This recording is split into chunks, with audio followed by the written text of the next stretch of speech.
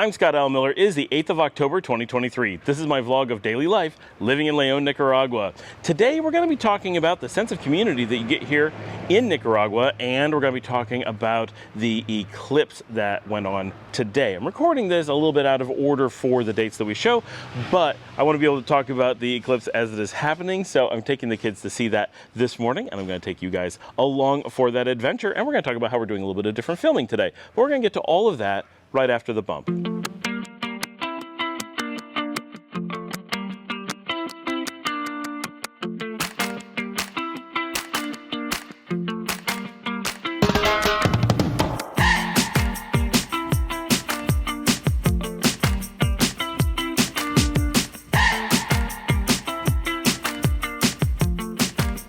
All right, so before we get into anything else, I'm starting the day by recording on the Insta360 Go 3. This is my little tiny itty bitty portable camera system that is similar to the GoPro that I often work with, but it's different in a lot of ways. It's much smaller, it's more portable, it has a lot of flexibility, but it lacks a lot of the power that the GoPro has. It has a different image quality, it has a completely different sensor size and sensor type, lens type, everything. Every single thing is different in it, and it does not have a way to hook up a microphone to it directly, so I'm using the Rode Wireless Go 2 system for my wireless audio, and I'm just recording it separately and hoping I can match it up in post, which I do all the time, should work fine.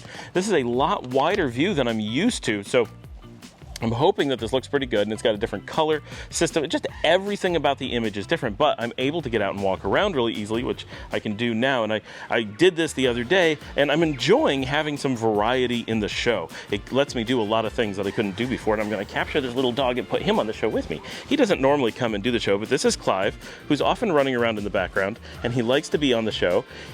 And here he is. Both dogs love it when I'm out in the yard because they get all excited and run around like maniacs while I do the show. So this is us doing the show together.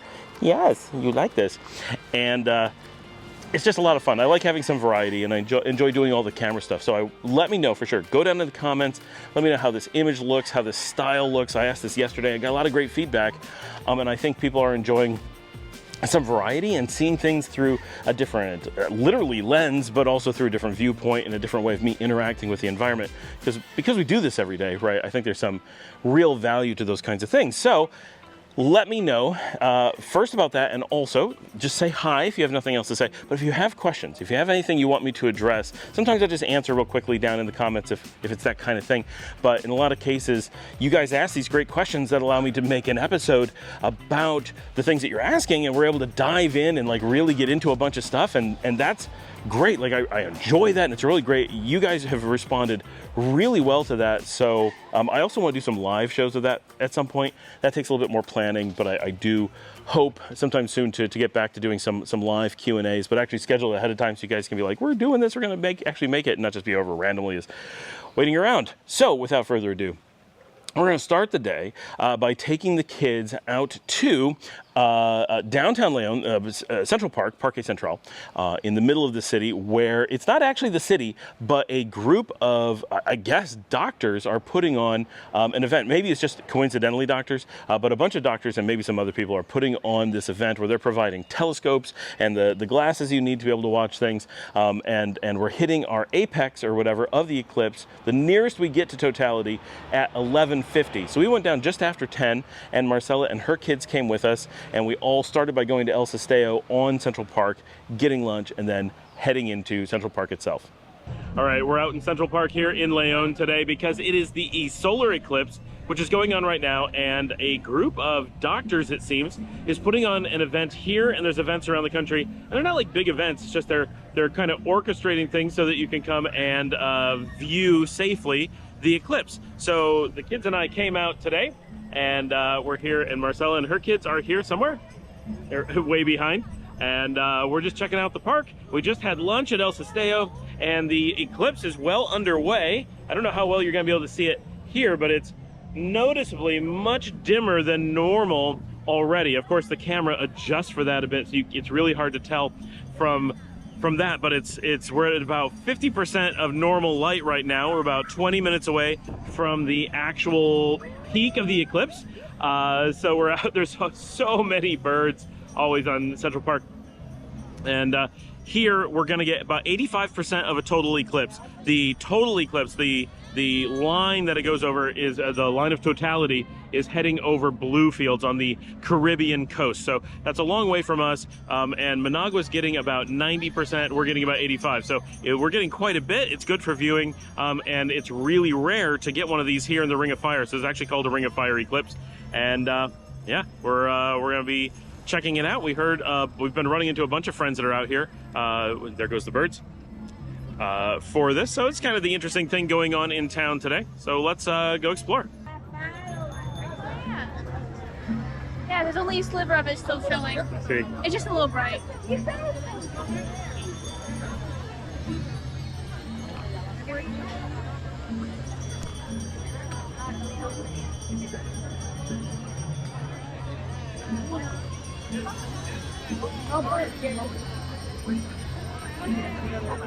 That's awesome.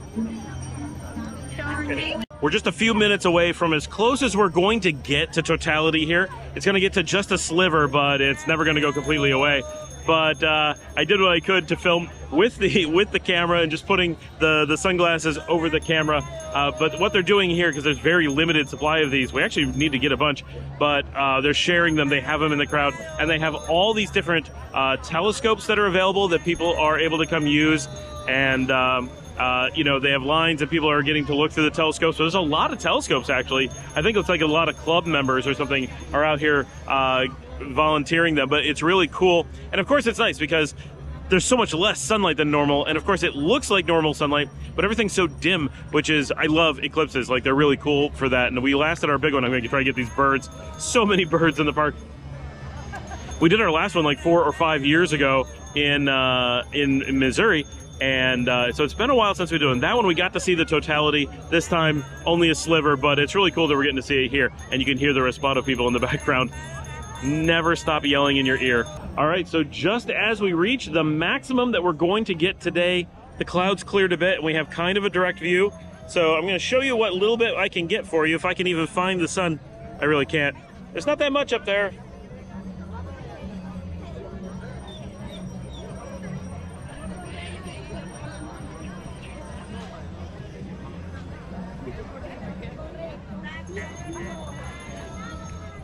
You really have to mute it a lot with glasses to be able to see the crescent, but it's just a tiny crescent coming through. And yeah, that's our day doing the eclipse here, León, Nicaragua.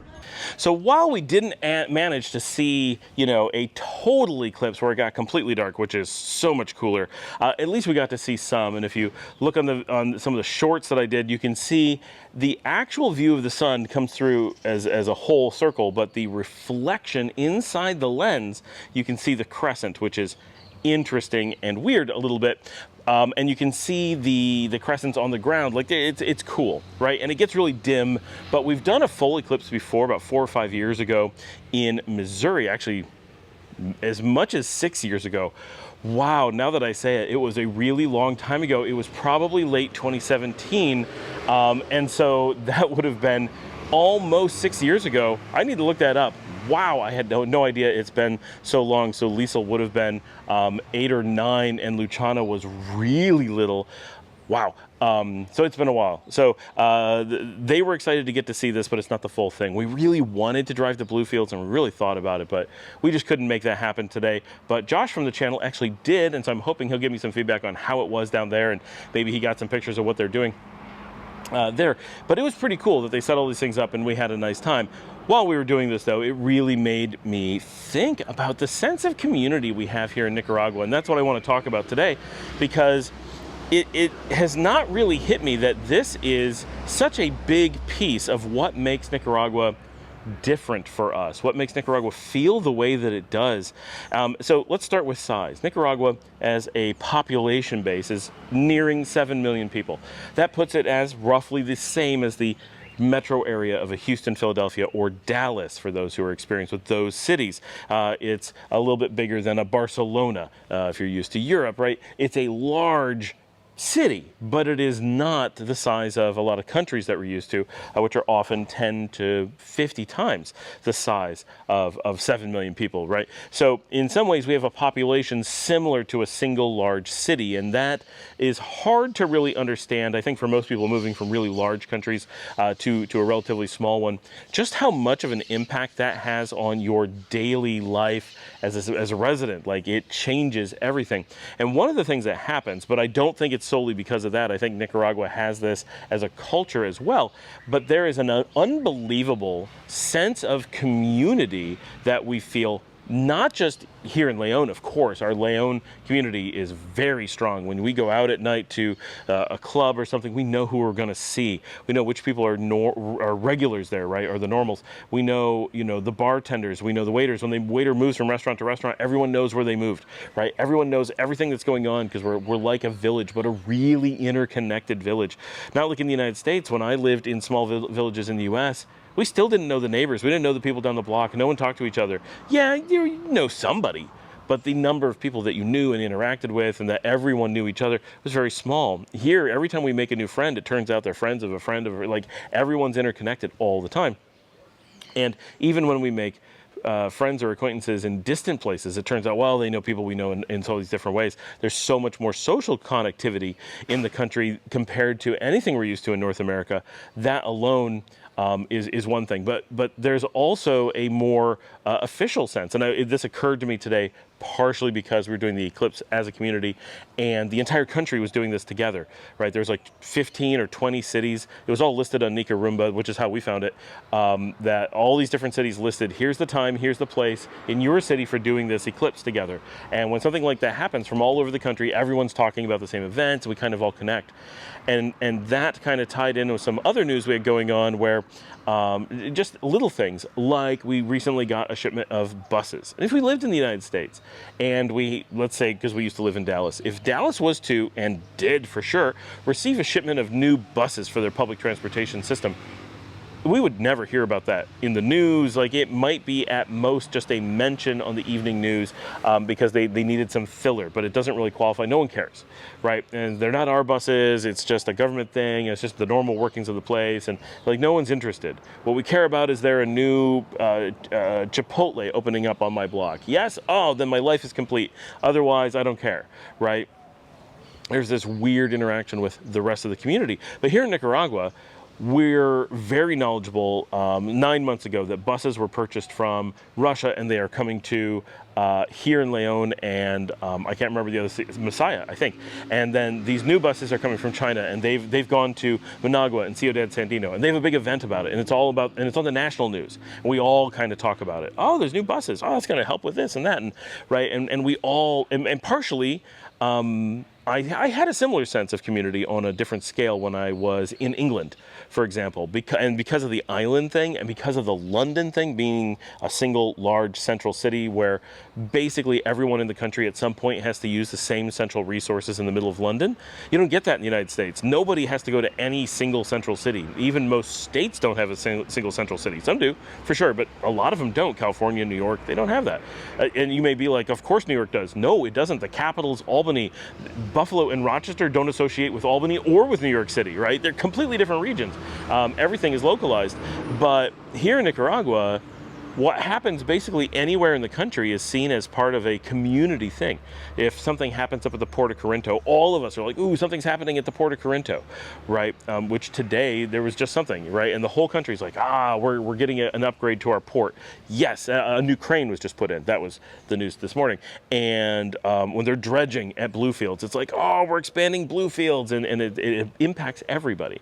And so little things from news articles to concerts to musicians that you see, to the way we interact with people. And it's hard to explain until you've been here for a while how much you start to know all these people in far-flung places. And it all starts to feel like and be your community. It stops being just random news from the country, but it starts to become a part of your experience here in the country. And that's something I could never have predicted. And having lived here briefly previously and visiting many times, and never had those feelings. When I lived in Granada briefly, I never felt connected to San Juan del Sur or Matagalpa or anything like that. They were far-flung places that you had to travel a lot to get to, but now that I'm familiar with the bus network and I know how the online social networks work and I know how the music scene works and I get to know people and know how people are interconnected all throughout the country, name the city and I probably know a person there that I can talk to instantly and be like, oh, I've got a friend who's driving out there tomorrow. And like there's this sense of going to far-flung places isn't going somewhere else. It may be an effort to get there, but it doesn't feel like, oh, we've got to go to this foreign land. But in the United States, if you live in New York and you say, well, I've got to go to Chicago, it's like, ooh, far off exotic Chicago. It may feel like, it's not that big of a deal to go, it's just this amount of drive. But here, that going to another major city some distance away is, there's a change of weather, and some of that's amazing is how quickly the weather changes from place to place, that we talk to each other, right? And when we're here, we're always like, oh, we can see the weather in Shenandoah. And it's like, oh, we feel connected to them in a way that I never felt when I was in the United States. When I growing up in Western New York, there was more of this. I lived west of Geneseo, and we would see weather happen to Geneseo because we could look at them across the valley, and we could see Avon, and we could see Dansville, and like seeing like weather patterns happen to them gave a sense of community, and like you could see their twinkling lights at night, and that helped connect. But I didn't know people in those places. They were very far away socially. And here in Nicaragua, the exact same distance, exact same kind of situation would immediately give you a sense of, oh, no, we know people right there. We communicate with them. We go there. We use their restaurants. We're all connected. And like, of course, modern social media has changed some of that. But I think it's interesting how in the United States, for example, if you get on Instagram, you don't instantly just connect with every business in the United States. There's too many. You couldn't do it. Like, it's not possible. But here in Nicaragua, you start to actually be like, I'm just adding every business that I can find in Nicaragua, and I follow everybody, and every single business is interconnected, and everybody's communicating. And of course, that's an over-exaggeration, but that feeling is there, and you really do just connect with so many places. I connect with every restaurant I can find in Boaco, in Huigalpa, in San Juan del Sur, in Esteli, and it's like, oh, I want to know if there's events there because I could go anywhere in the country at any time. And if I'm going to be in those places, I want to know what's going on with those places and be like, oh, is this a place I've been wanting to try? They have a new menu item. I want to go try it because we're connected. And it's such a different experience, but one that's so hard to disseminate to you exactly what it means to someone actually living here. In most discussions that we have about moving to, relocating to, living in, expatting in Nicaragua, we often say that the way that you're going to interact with other people, your social engagement, those things are going to change. The way that you go out, the activities that you do, the entertainment that you have, all those things are going to change based on everything, right? Weather, culture, cost, ease of getting places, logistics, all that will of course affect you and change how you live your life. And it may have a really minor change. You just adjust the tiniest bit. You really are set in your ways, and the fact that the factors around you change doesn't really alter you very much. Like, you watch Netflix, you read novels, and now that you're in Nicaragua, you still have Netflix and novels, and maybe all those other factors just don't affect you, and you're like, whatever. Change. But for most people, there's some amount of change just caused by the environment, just caused by the access to people and food and whatever. But for a lot of people, especially those that are like embracing Nicaragua, and I don't mean that it's a negative to be like, I'm just going to read books, I'm just going to watch Netflix. I came to Nicaragua to do my own thing. That's fine, right? But for those who really desire to embrace Nicaragua culturally and be like, I want to just jump in all the way in and be a part of this culture, not just place, I think that these aspects are things that really catch you off guard in a way that you just have no idea this is coming, this whole interconnected long distance thing. And one of the things that I feel about San Juan del Sur, when we talk about that, the feeling I get from people there is that so often, not always for sure, definitely not always, but so often they don't have this feeling. They don't feel connected to the rest of the country, whereas the rest of us, and this is why we call it the two Nicaraguas, right? The rest of us really do feel like we have just this cross-regional communications and connectedness. And so many Nicaraguans don't travel, right? They don't go to, like, I can take 50% of the population here in León has never been to Matagalpa, has never been to possibly even Granada. And it's amazing how close it is and how easy it is that people don't go. But it's a bit of an effort and it's a hardship, and they aren't sure why to go. They don't have all those. They don't know the reasons because they've never been to places like that. But still, using social media and familial connections or whatever, people are really connected between regions and places in just really dramatic ways. And I don't think that people moving here often prepare for that. And it's not a negative, right? It's often a pleasant surprise or just a sense of place that I've never experienced somewhere else before. And I'm not saying that it's a negative that like a Spain or a Romania or whatever doesn't have this, but there's something about Nicaragua, something about the way that the country is a little bit insular, not by choice, and a little bit about the size of the population and the fact that its borders make it feel a little bit like an island, and the fact that the majority of the population lives in an incredibly small percentage of the actual country, because we don't have the same sense of connection necessarily to those on the Mosquito Coast. Still more than you'd expect, but not as much as we do between the cities here on the Pacific. But the traditional zone, which is very similar in size and shape to El Salvador, if you were looking at a map and wanted to kind of picture it, the amount that we feel more like just little towns all bordering each other. Like when growing up in Western New York, like I said, towns like Perry and Warsaw and Batavia and Geneseo and York and Caledonia, Leroy, we were all so close. We all had friends who were in high school at the other high schools. We all did sports against each other. Everyone knew everyone in this really tiny area. But that area, when you combined it all, was only like 200,000 people. And I get more of a sense of connection, but similar, in Nicaragua at 7 million people. And that's where it's amazing. Like, it gives this connection of a bunch of small towns being really close to each other, but on a big scale and on a level of connectivity that just I've never seen anywhere else or felt anywhere else. And I think it's one of those things that I can't get across. But if you, and it's taken me almost 3 years, right, to suddenly realize that this is what I'm sensing, this is what I'm experiencing. And one of the reasons that I love it so much, I love this sense that these other places that are hours away are things that we're connected to. And I sense it when something will happen, like at the border. We just heard from the border, or we just talked to so-and-so at the border, or we just talked to so-and-so at in Granada, or we just talked to, like, there was an earthquake. Instantly you call someone in the city. Well, what did you feel there? What did we feel here? Like, we all are talking to each other all the time. And in other places I've never known anything like that. So just a different way to kind of look at Nicaragua. It is not as much a collection of municipal communities that are under a single federal umbrella, the way that you may look at most other countries, whether it's Spain or even the United States. Yeah, the United States has those additional state borders, but even so, within Texas or within New York, the cities really operate in giant islands of their own. And even within those islands, the connectivity between people, the social aspects, isn't as strong anywhere that I've ever been in the United States. Certainly not in the South, but not in the North either. But here, to have that feeling and not have those municipal borders and feel like we're all one giant community that just is seamlessly integrated, it really throws you off. It's really unexpected, and it makes for one of the reasons that Nicaragua calls to us in a way that other places have failed to do so, even though there's other places that we absolutely love.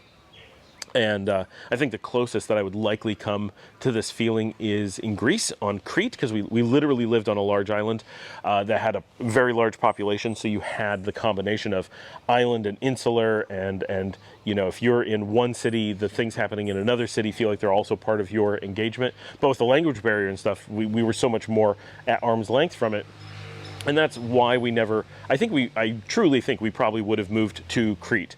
Had they spoke Spanish on Crete, that probably would have pushed us over the edge. Crete was so unbelievably wonderful, but the language barrier and alphabet barrier of having to speak and write in Greek is so dramatic for someone who didn't grow up there, that it really makes it difficult if you want to be a part of society and really integrate in.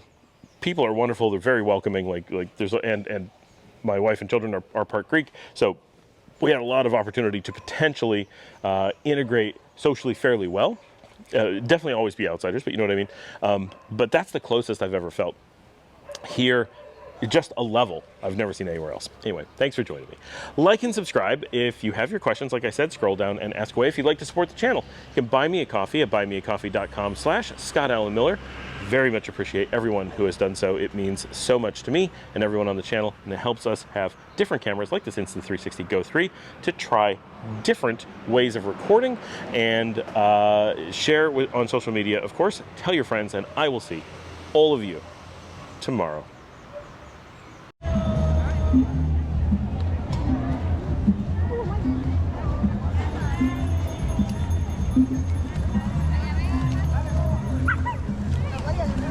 They're flying at me. They're coming for me. They bite. They bite.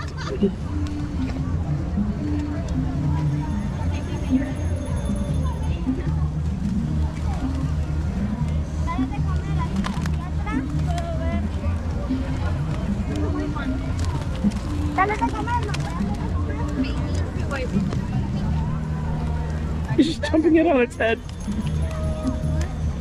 They really suck at eating food.